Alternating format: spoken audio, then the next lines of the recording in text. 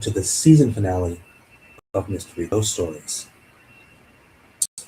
You may remember, if you watched last week, what tonight's episode is on. If you don't, I will remind you, and I will tell you.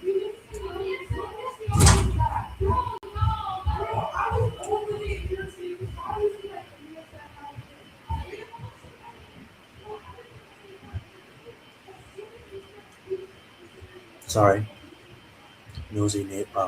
loud neighbors going upstairs. Tonight's episode is on Savannah, Georgia. Haunted Savannah, Georgia.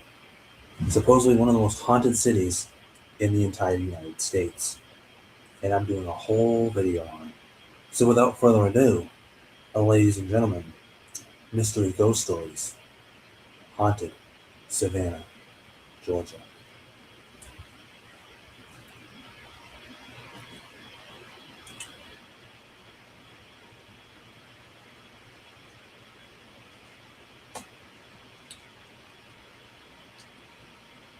For some, a visit to Savannah is all about learning the storied history of this charming southern city. But for others, there's a deep, dark past that is just as intriguing.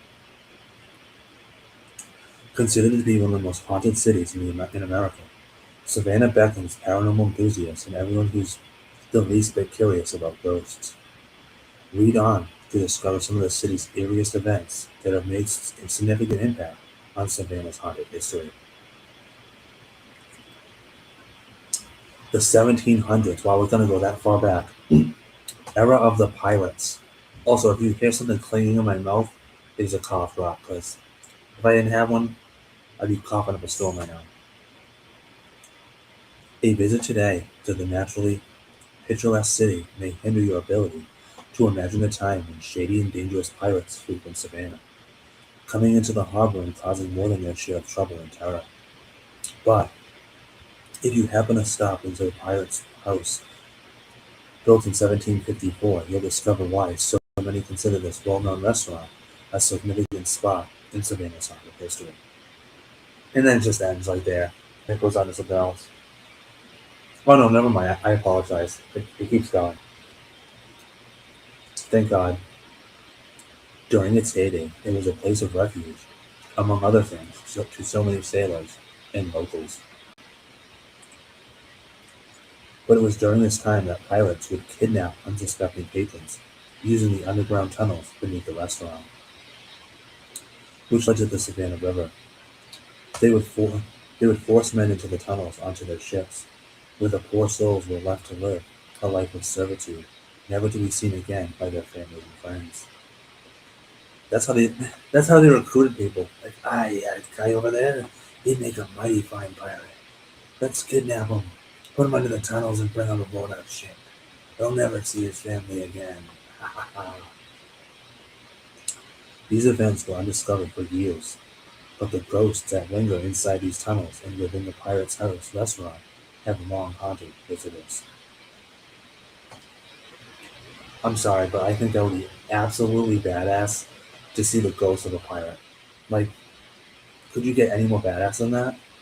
I mean, you could, but yeah, like one of the most badass things. In Pretty in Pink, it was 1771 when James Habersham Jr., began the construction of what is now Old Pink House, one of Savannah's most well-loved restaurants. Haunted restaurants, huh? It took more than 18 years to complete his family home because of numerous construction delays, including the British occupying their home during the war. That'll do it. One of the most disheartening problems to arise was that no matter how much paint Habersham applied to the house, the bricks would bleed into the plaster, continually turning the house from its desired red brick to a dainty pink color.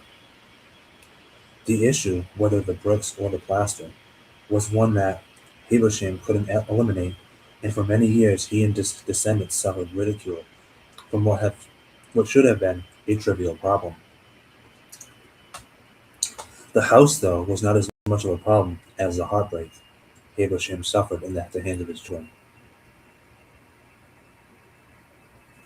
His sons, whom he adored, had a difficult point of view and went against all that Habersham believed in by siding with the patriot cause. They worked underground with the Sons of Liberty and fought against England in the Revolutionary War, surviving the Great Fire of 1820, the War of 1812, and the Civil War.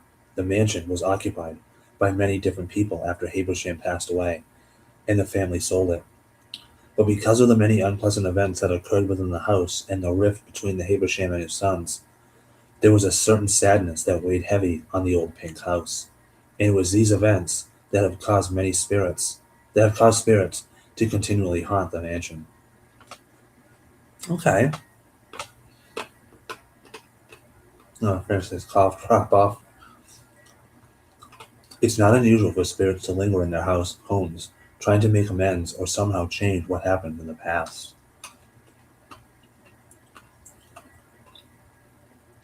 It's no surprise that the most popular ghost spotted at Old Pink House is James Hamersham Jr. himself. Guests and staff have also reported seeing the apparitions of slave children and a young female slave in various spots within the restaurant. Hmm.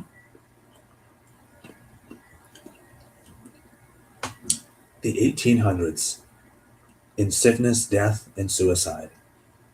With the yellow fever epidemic in full swing in 1820, it wasn't uncommon for massive amounts of people, sometimes an entire family, to die at once.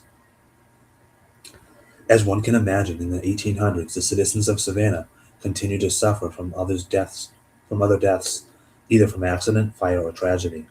So, when the designer of the 1700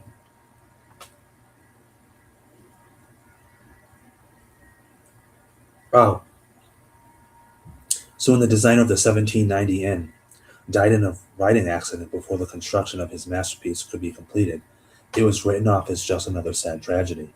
But to one person, his death meant much more. His young bride, Anne Powell, who was said to have never loved her older husband, was actually in love with a sailor who, legend tells us, visited the inn after its completion. There are many different versions of Anne's story, but the one common thread is that she was heartbroken after she got pregnant with the sailor and took her own life by jumping off the balcony of room 204 at the 1790 inn. Since then, visitors to the hotel, especially those who stay in room 204, tell accounts of seeing the ghost of Anne. There are many different stories of her presence. Some say she messes up the sheets on the bed after it's been made, and others have heard her sobbing. Others report waking up to the sight of Anne standing over them crying, and then turning to jump out the window. Okay, that last part would freak me out. Like, it would freak me out to just see a ghost in general, but like to see like the residual, like the ghost just weeping and then going to the window and just jumping out of it, crazy. Because of this event, the hotel used to require the guests staying in room 204 sign a waiver stating they wouldn't ask for their money back. But because of its popularity among ghost hunters, the waiver is no longer required. Good old cash grab. You love to see it, right? You love to hear about it. Battles, bloodshed, and betrayal. The Sorrel Weed House, deemed by many as one of Savannah's most haunted houses, has a history that's riddled with tragedy and death. But there was a single historic event that paranormal experts believe may have caused it to become a hotbed for ghostly activity. You may have heard the stories of two brutal suicides that occurred at the Sorrel Weed House. One was Matilda Sorrel, the wife of the home's owner, Francis, and the other was a young slave named Molly, who was supposedly involved in a torrid love affair with Francis. Accounts of their suicides vary, but many historians believe these deaths have actually took place at another location, just down the block. While these events surely had an impact on the family who lived there, and perhaps even contributed to the eerie ambience of the home, there was a single event that is believed to have caused the Sorrel Weed House to become a hotbed for ghostly activity. They just said that, but then they weirdly worded it again to make us aware of it again. The house was built not long after the American Revolutionary War, and the site of the Weed House happens to be the same place where the siege of Savannah occurred. Many soldiers were massacred during this battle, which became known as the bloodiest hour of the entire American Revolution. Uh, I'm pretty sure it wasn't, but let's just keep going. And it's for this reason the battle is believed to be the true cause of so many spirits lingering around the Sorrel Mead House. Because the house was built on the property to where the men died. That's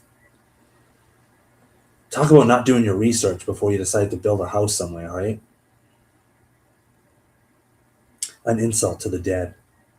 Most folks most folks would agree that the most likely place for ghosts anywhere in the world would be in a cemetery. I'm going to stop that right there because I never understood this. I even wrote a whole blog post on it because I don't get that notion. Why would a spirit haunt a cemetery? I understand. Justin, really? Hear me out. I understand that's where they're buried.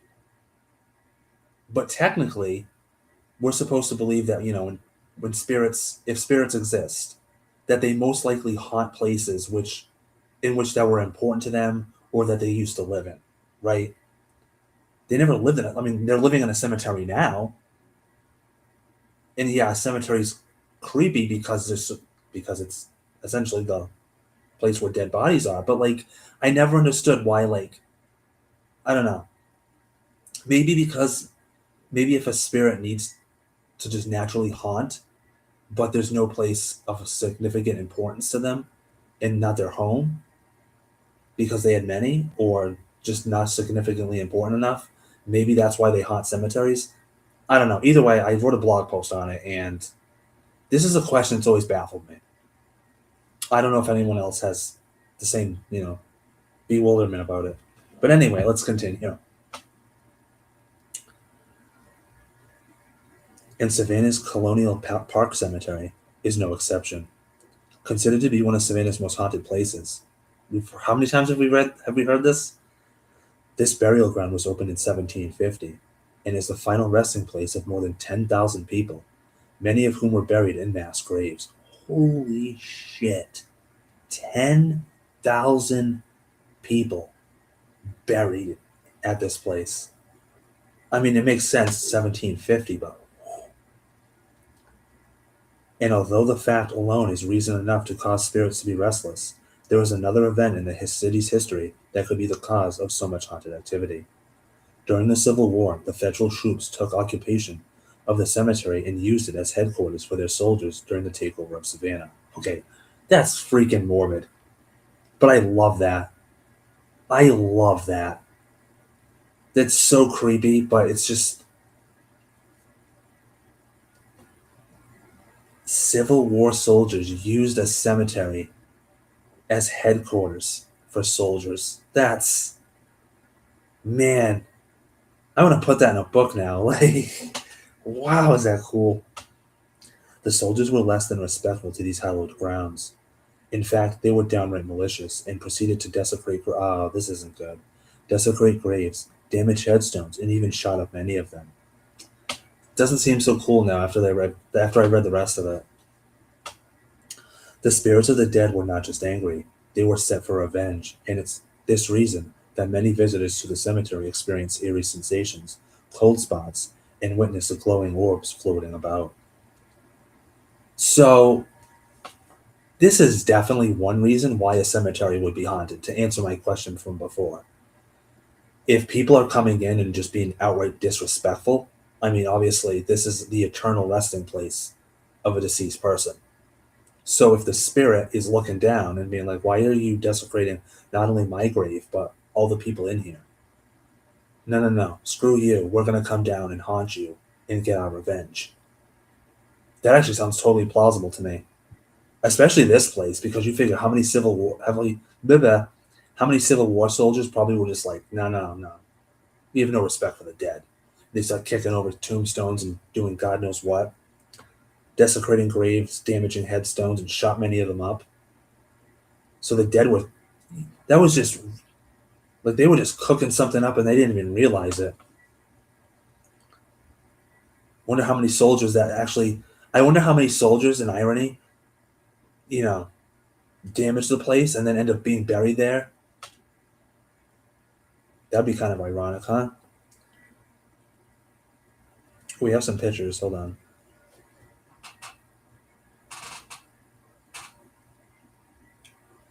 This one's nice.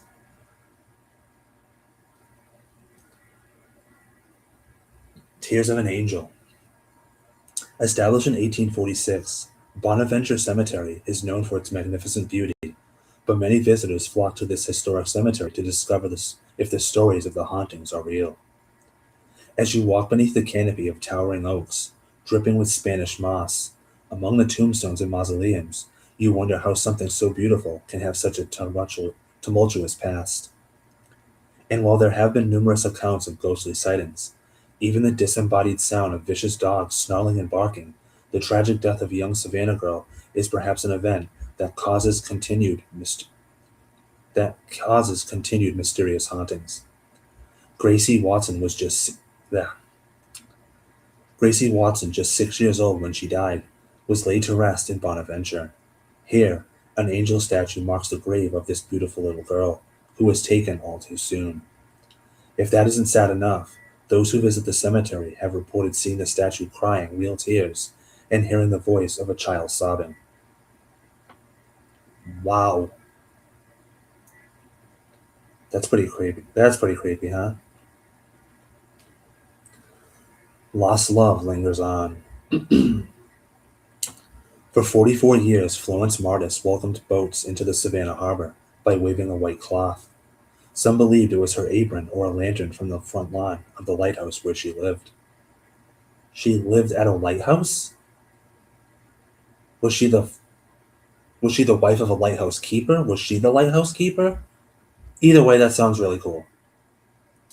Nobody ever truly confirmed what prompted Florence to begin this practice, but some say that she had fallen in love with a sailor who promised to return for her. Maybe not? Why are you in this lighthouse again? When she did not, legend has it, she would wave to each and every boat in the hopes that he would be on one of them and spot her. It's estimated that nearly 50,000 boats were treated to her warm and friendly greeting over the years. Word even spread all over the world to ship captains and crews to look for Florence when they traveled into Savannah. But when Florence died with her love unrequited, she refused to give up hope. Her persistence lived on in the form of her spirit, where many people have seen since her passing. While she, while the beloved Waving Girl statue stands as a tribute to her, Florence's ghost is still there, waving to ships from the lighthouse grounds as they near the entrance to the harbor. I like that. That sounds so good. Oh, there's a picture of her with a dog, and she's waving her apron, I guess. Oh, can't really see it. I apologize.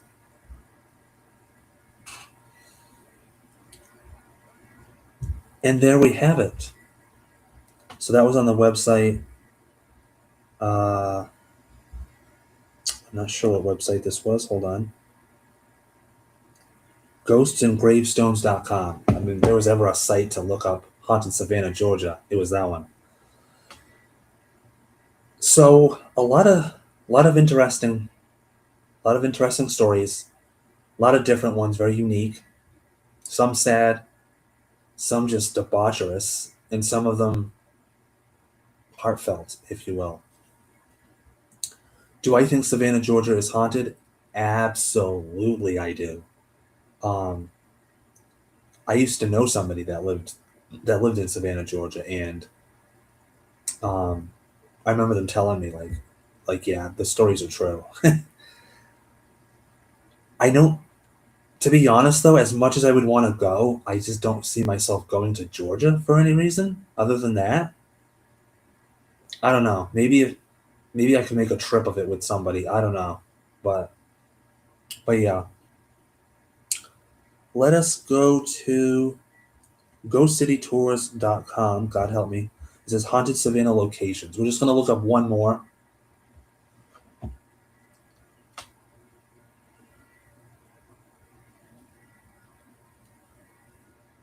The haunted history of Forsyth Park in Savannah. The ghosts and hauntings of Bonaventure Cemetery. The haunted battlefields of Savannah. Oh, I love that picture. Oh wow. I think it's an AI picture, but it still looks cool. The ghosts of Colonial Park Cemetery. The haunted tunnels of Savannah. Haunted River Street in Savannah. The ghost of the haunted Savannah Theater. The haunted secret cemeteries. The ghost of Greenwich Cemetery in Savannah. It sounds like every cemetery in Savannah, Georgia is just riddled with ghosts. Let's see some more locations. The ghost of Bradley's Lock and Key. The ghost of Factor's Walk. The ghost of Laurel Grove Cemetery. Yep, every single cemetery. The haunted Lucas Theater. Jesus, the whole city. Whole city. The ghosts of Old Fort Jackson. The haunted Fort McAllister. Why is Savannah the most haunted city in America? I think we know why. I just read off all the damn locations. But let's find out, shall we? A city built on bone. James Edward Oglethorpe. Oglethorpe, if that's not one of the most old timey names I've ever heard. The name's James Edward Oglethorpe. How about you? Landed on the bluff. Oh, it was 1733. I don't know why I did that voice. I did a 40s voice for a guy that was alive in the 1730s.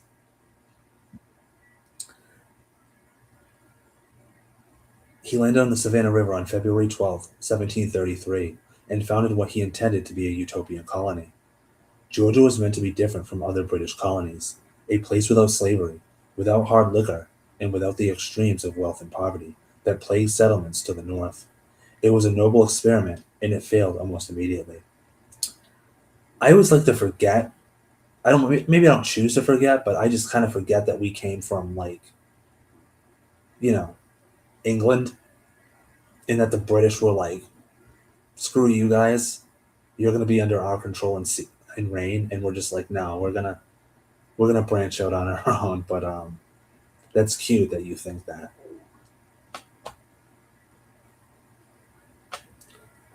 The land Oglethorpe chose was already occupied. The Yamacraw people, led by Chief Tomochichi, allowed the colonists to settle on the bluff, and a brief period of the communities coexisted.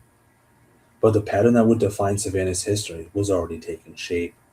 The displacement and erasure, never heard that word before, of those who came before followed this construction of something beautiful on top of what was lost. Within a year, the colony had its first murder and its first execution. William Wise, an abusive cattle farmer, was drowned by his indentured servants, Alice Riley and Richard White.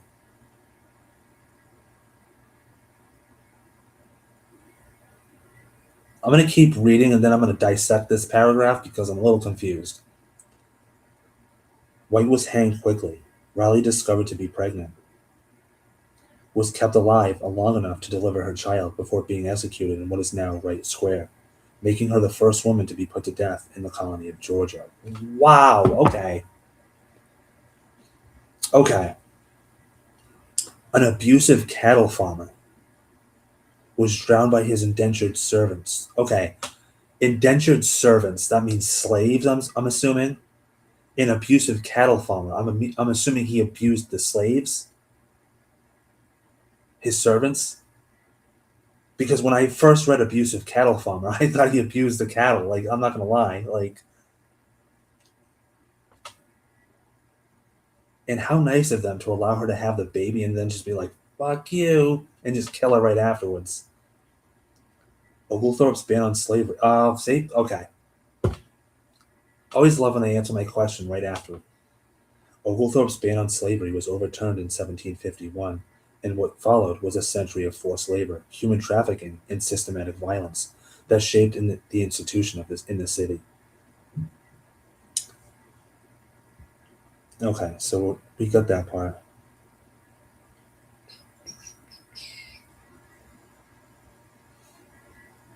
The epidemic.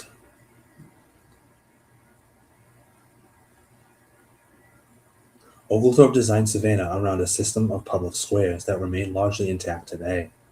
They were originally 24 squares laid out in a grid pattern, and 22 of them survive. They are the defining feature of Savannah's urban landscape, and they are also, almost without exception, sites of documented paranormal activity. Excuse me. This is not a coincidence. This square. Okay, that's boring. Madison Square is among the most active, named for President James Madison. The square is flanked by the Sorrel Weed House, one of the most investigated paranormal locations in the United States, which, of course, we just heard about. Chippewa Square, made famous by the park bench scene in Forrest Gump. Oh, wow! I just learned something new today. Has a darker history than most visitors realize. The square was named for the Battle of Chippewa during the War of 1812, and like many of Savannah's public squares, it served multiple purposes over the centuries that left their mark. The imposing statue of Oglethorpe at its center seems to watch over the square with an expression that changes depending on the light and the hour. This is the bench where the wars happened. I had to. I'm sorry. I just had to. Yellow fever. This is a long, long ass article. So I'm just cities of the dead, which of course the cemeteries, hotels. The Marshall House on Broughton Street is one of the most dramatic examples of hauntings. I guess is what it's saying. Built in 1851, the hotel was commandeered as a Union hospital during the Civil War, where surgeons performed amputations around the clock on soldiers wounded in fighting around Savannah. Anesthesia was unreliable. Antiseptic technique did not exist. The screaming, by all accounts, was constant. The hotel also served as a hospital during the separate yellow fever epidemics, turning its guest rooms into fever wards where patients died by the dozen. During renovations in the late 1990s, workers discovered what the ghosts had been trying to tell them all along. Human remains beneath the floorboards, amputated limbs from the Civil War era, buried where they fell because there was nowhere else to put them. Arms, legs, and bone fragments sealed under the floor for over 130 years, directly beneath rooms where hotel guests had been sleeping. Oh my god! How morbid is that? Wow.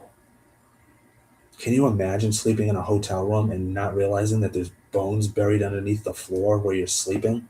Jesus. Today, guests in room 414 report a persistent, unidentified odor that no amount of cleaning removes. Throughout the hotel, visitors hear children's footsteps, rolling marbles, and bouncing rubber balls, sounds attributed to the orphan children who sheltered in the building during the epidemics. Apparitions of Civil War soldiers, some missing limbs, appear in the hallways, and the figure of a man in 19th century clothing have been seen sitting at the desk in one of the guest rooms writing. That's just that's just cool. If you know me, you know I'm a big Civil War buff, so anytime I hear about Civil War and ghosts and Civil War ghosts combined, like all for it. The Kehoe House at the Hamilton Turner Inn and the 1790 Inn each carry their own histories of tragedy and their own resident ghosts. Anna Powers, who threw herself from the window.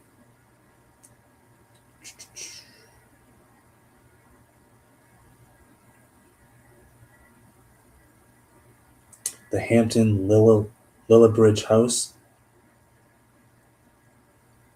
Let's see, what do they have? Doors slamming in empty rooms, a figure in period clothing watching them from an upper window. Ooh. One worker fell to his death during the move under circumstances that were never satisfactorily explained.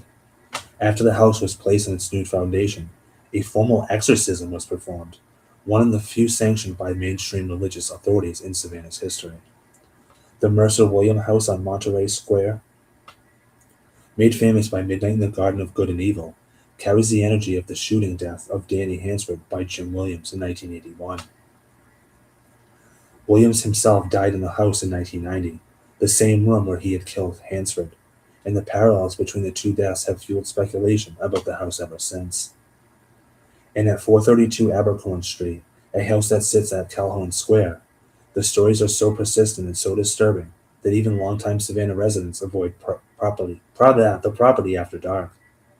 The house has been linked to Civil War era atrocities, and photographs taken from the street frequently capture anomalies in the windows, faces, shadows, lights that have no earthly explanation. Restaurants and taverns, which we covered. Civil War and its unfinished business, which we covered. All right.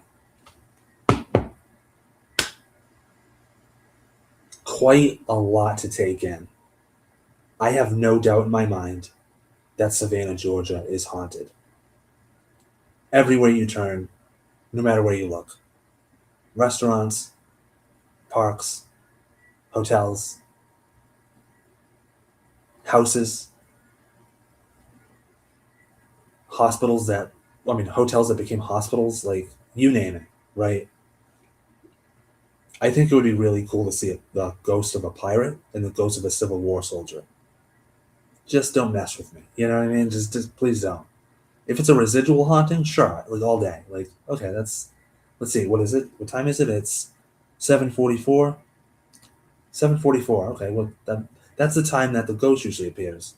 There he is. Like, like, that'd be kind of cool. What do you think? What do you think of the haunted history that is Savannah, Georgia? Do you believe in it? Do you believe that many ghosts, like the living, walk about the streets of the city just like normal people? If you are a believer and you haven't been there yourself, would you want to go to Savannah, Georgia and check out its haunted history? Like me? You never do. But in case you want to, surprise me. Let me know in the comments below. Also, if you're not subscribed yet, hit the subscribe button so you know anytime that I go live. And I do hope you enjoyed the season finale of Mystery Ghost Stories. I am going to be taking a little bit of a hiatus because I have to make and create new episodes, so I have to do my research on finding some. I will be back most likely for either Mystery Blue Book or Mystery Unsolved, which of course is the main. Mystery Unsolved is the main site. I mean, the main video series, and this is of course the sister series. You will be seeing me again. I might do some pop-up videos on horror analysis, so you might see me on there. For Mystery Ghost Stories, I am Justin Bienvenu. Have a good night.